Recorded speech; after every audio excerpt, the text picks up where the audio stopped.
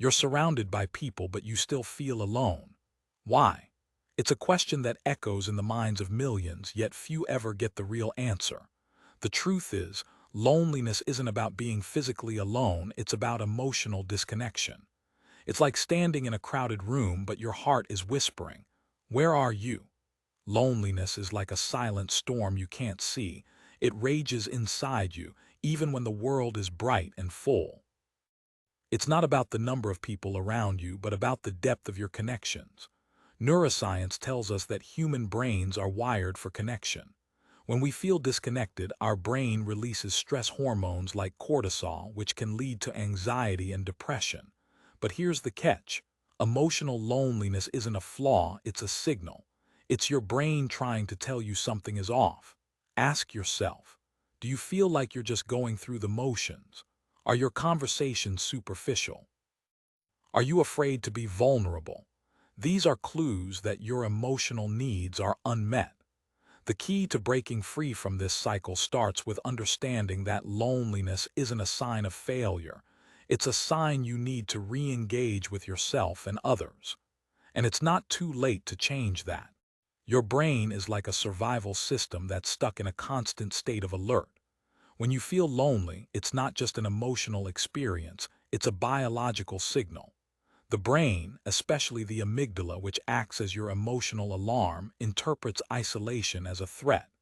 Just like it would if you were physically in danger, it triggers a fight-or-flight response. This is why loneliness can feel so overwhelming. Your brain is essentially telling you, you're in danger, you need to connect or you'll be harmed. This is not a failure. It's a deeply ingrained survival mechanism that evolved to keep us safe in times when social bonds were essential for survival. Understanding this helps us see loneliness not as a personal shortcoming, but as a sign that our brain is trying to protect us. It's important to recognize that this reaction is natural and universal, and that it's not something we can simply snap out of. Instead, we can learn to rewire our neural pathways by engaging in behaviors that promote connection and self-compassion. How often have you felt lonely and blamed yourself for it?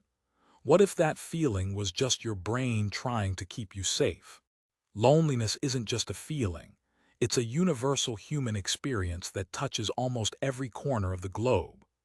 According to a 2021 study by the World Health Organization, over 60% of people in developed nations report feeling lonely at some point in their lives. And this isn't just in cities or among the elderly. From bustling urban centers to quiet rural towns, loneliness is a silent epidemic that transcends age, culture, and geography. It's not a sign of weakness or failure. It's a signal that something in our emotional or social systems needs attention. Neuroscientists have found that loneliness activates the same brain regions as physical pain, reinforcing how deeply it affects us. But here's the truth. You're not alone in feeling this way. I remember a time when I was in a city by myself, surrounded by people, yet feeling utterly disconnected. It was a lonely kind of loneliness, like being on a crowded train but still feeling completely alone. That's the reality for so many of us. You are not broken, and you are not the only one. Recognizing this shared experience is the first step toward healing. Self-awareness is the key to unlocking your emotional freedom. It's not just about knowing who you are. It's about understanding the patterns that shape your emotional responses, especially when you're alone. Loneliness often thrives in the shadows of our unexamined thoughts. When we're unaware of our own emotional triggers, we're more likely to fall into cycles of self-doubt, isolation, and a deep sense of emptiness. But with self-awareness, you begin to see these patterns for what they are, temporary, not permanent. Neuroscience shows that our brains are wired to seek connection, but when we're disconnected from ourselves, it's hard to feel connected to others. By tuning into your internal world, you gain the clarity to choose how you respond to loneliness instead of being controlled by it. Think of self-awareness as a mirror that reflects your true emotions, helping you recognize when you're feeling anxious, sad, or even proud when you're alone. This reflection is the first step toward breaking free. What emotions do you usually feel when you're alone? Take a moment to sit with that question. It might just be the beginning of a powerful journey toward emotional freedom. Friendships are like gardens. They require care and intention. Just as a garden doesn't thrive on sheer numbers of plants, meaningful relationships don't flourish from the quantity of people in your life. They grow from the quality of the connections you nurture. Neuroscientific research shows that deep emotional bonds activate the brain's reward system, releasing dopamine and oxytocin, the same chemicals that give us a sense of belonging and joy. But these connections don't just happen. They're built through effort, vulnerability, and mutual respect. Too often, we mistake small talk for connection, but true intimacy requires more than a few minutes of conversation. It demands presence, being fully there, not just physically, but emotionally. When we ask open-ended questions like, "What's something you're passionate about?" instead of, "What did you do this weekend?" we invite others to share their inner worlds. This kind of engagement fosters trust and allows for deeper understanding. Remember, loneliness isn't about being alone, it's about feeling disconnected. To combat that, focus on the relationships that matter. Invest time in those who challenge you, support you, and make you feel seen. And don't forget to ask yourself, are the people in my life truly nourishing my soul or just filling the silence? Active listening isn't just about hearing words, it's about truly understanding them. When we listen with full presence, our brains release oxytocin, the bonding hormone, which creates a sense of safety and trust. Neuroscientific research shows that when someone feels heard, their brain's prefrontal cortex, responsible for emotional regulation, calms down, allowing them to feel more connected and less alone. It's like a mental hug. It signals to the brain that it's not just being heard but valued. I remember a time when my friend was going through a tough breakup. She felt invisible, like no one truly understood her pain. One day I sat with her, listened without interrupting, and mirrored her emotions. When she said, "I feel like I'm falling apart," I responded, "It's okay to feel that way. You're not alone in this." That simple act of empathy transformed our relationship. It wasn't just about words, it was about showing up fully for her. A powerful practice to build trust is mirror the speaker's emotions. When someone is upset, say, "It sounds like this is really hard for you," or when they're excited, respond with, "That's amazing, your enthusiasm is contagious." This mirrors their emotional state, creating a bridge of understanding. Try it today.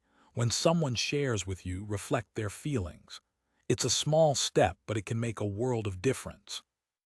What emotions have you noticed in your conversations lately?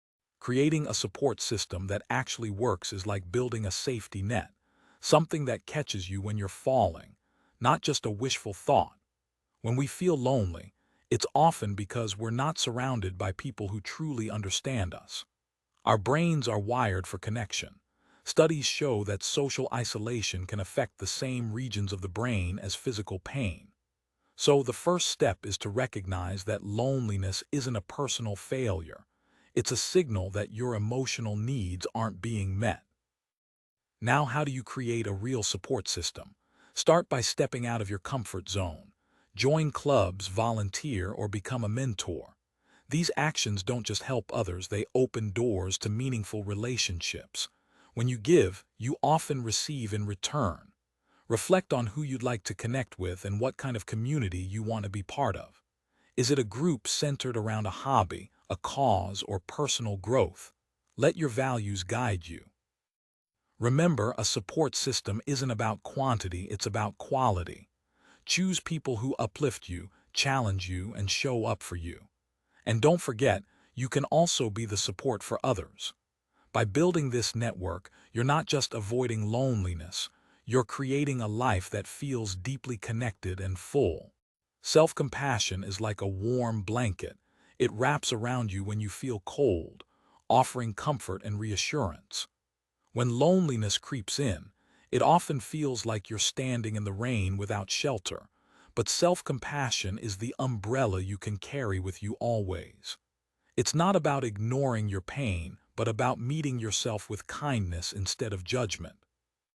Neuroscience tells us that when we practice self-compassion, our brain's default mode network, responsible for self-reflection and emotional processing, becomes more balanced, reducing the intensity of negative thoughts that feed loneliness. To start healing, try writing a self-compassionate letter. Sit in a quiet space and write to yourself as if you were a dear friend who's been through a tough time.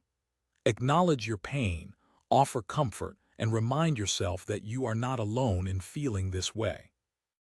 This simple act can shift your inner dialogue from harsh criticism to gentle understanding.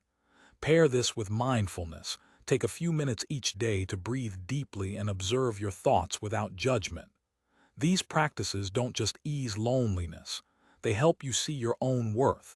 Your mindset is the lens through which you see the world. And just like a camera lens can be adjusted to capture different perspectives, your mindset can be reshaped to transform how you experience loneliness. Neuroscientific research shows that our brains are wired for growth. Neuroplasticity allows us to rewire our thoughts and behaviors over time. This means that loneliness isn't a fixed condition. It's a signal that something in your mindset needs recalibration. Instead of seeing loneliness as a void, reframe it as an opportunity for self-discovery and connection.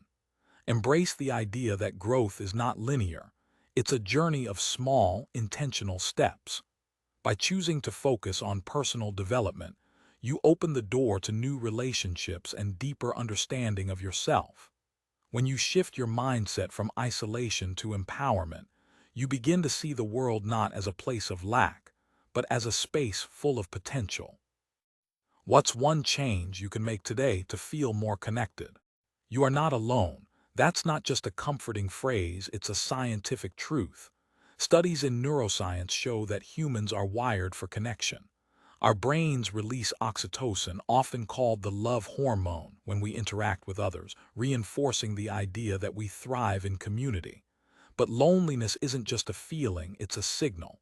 It's your brain's way of saying, I need more connection. The good news: you don't have to face it alone.